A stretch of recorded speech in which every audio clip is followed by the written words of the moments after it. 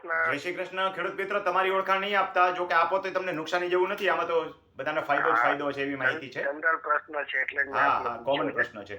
હવે જુઓ, હા, તમે જે મને પ્રશ્ન પૂછ્યો એમાં 3 સર્વે નંબર છે.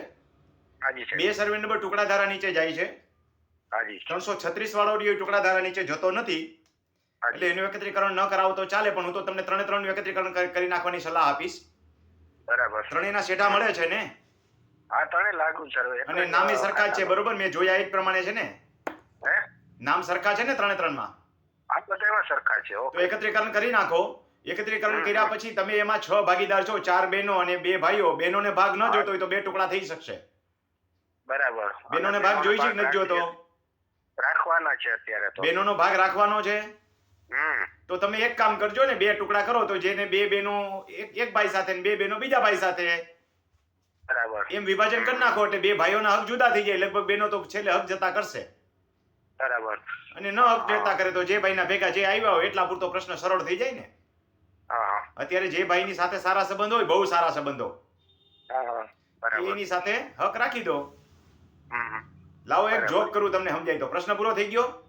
ના, એમાં શું છે પછી ભાઈ અત્યારે લેવી હોય સાહેબ આમાં જમીન. આ જમીન તમારે ખરીદવી છે કે વેચવી છે? આ તો વેચવાની છે અત્યારે તો, તો પણ એકત્રીકરણ કરી નાખો.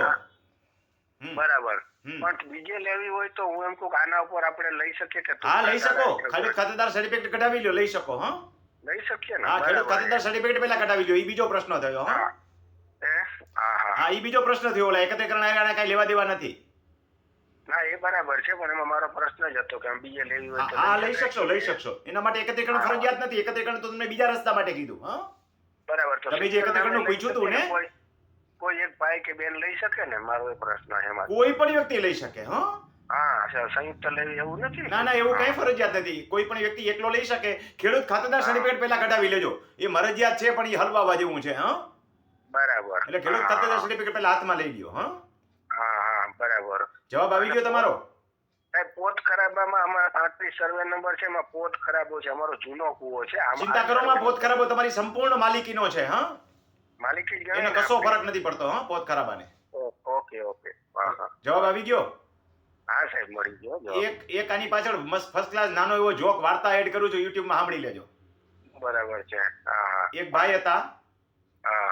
અને એ મને ભેગા થઈ ગયા, સમજ્યા? હમ. તો મને કહે, મેં કીધું આ કોણ? એ કે અમારા સગા ભાઈઓ છે બે. હમ. મેં કીધું તો આ ભાઈના પપ્પાનું નામ શું? એ કે માવજીભાઈ. મેં કીધું આના પપ્પાનું નામ કે માવજીભાઈ. મને એમ કે માવજીભાઈ કદાચ સંજોગ વસાત હશે ભેગું. હા. મેં કીધું ઓળખાણ શું? મને કે અમારા નજીકનો ભાઈ છે, અમારા દૂરનો ભાઈ છે. મેં કીધું દાદાનું નામ શું? તો કે રવજીભાઈ. મેં કીધું નાના? એ કે રવજીભાઈ. મેં કીધું તારા? એ કે રવજીભાઈ. મેં કીધું કોડા આ તારો દૂરનો નજીકનો ભાઈ કેવી રીતે થયો? એ કે જો, આ ભાઈ પહેલો નંબર, હું બીજો નંબર, અને આ ત્રીજો રહ્યો ને, આ ભાઈ રહ્યો ને 7મો નંબર. એટલે આ મારા નજીકનો ભાઈ કહેવાય કે ન કહેવાય? કહેવાય. પછી સમજાશે. એમ જ્યારે ટુકડા ધારા કરવા ને ત્યારે હું સલાહ આપતો કે જેને જે બેનો સાથે સારા સંબંધો હોય ને એને પોતાને ભેગા રાખવાના. ના, આમ તો સંયુક્ત વેચવાની છે, પણ અત્યારે કોઈ જગ્યાએ લેવી હોય તો આ સર્વે હા, લઈ શકો ભેગા લઈ શકશો. મારો પ્રશ્ન એ હતો સાહેબ. આ ત્રણેય પ્રશ્નના જવાબ મેં તમને આપી દીધા. લઈ શકશો. કાંઈ વિધિ કરવાની જરૂર નથી. સીધું ખેડૂત ખાતેદાર સર્ટિફિકેટ કઢાવી લો, લઈ શકશો. હા હા, સરસ જવાબ છે. હું પણ હા, સંયુક્તમાં હોય તો લઈ શકાય. વારંવાર પૂછો માં. 7 નંબરમાં જેટલાના નામ હોય એમાંથી કોઈ પણ એક વ્યક્તિ ઈચ્છે તો ખેડૂત ખાતેદાર સર્ટિફિકેટ કઢાવી શકે. હા, બરાબર છે. કોઈને પૂછવા જવાની જરૂર નથી, કોઈની સહમતી એમાં લેવાની જવાની જરૂર નથી. હા, ઓકે ઓકે, થેન્ક યુ સાહેબ. ભલે આવજો. ખેડૂત મિત્રો, ઘણી વખત ખેડૂતો મૂંઝાતા હોય, એકને એક વસ્તુ વારંવાર 4 વખત પૂછે. મેં એક વખત જવાબ આપ્યો ને તો સમજીને આપેલો હોય, ક્યાંય મારી ભૂલ થતી એવું ભાગ્યે જ બને, લગભગ ન બને.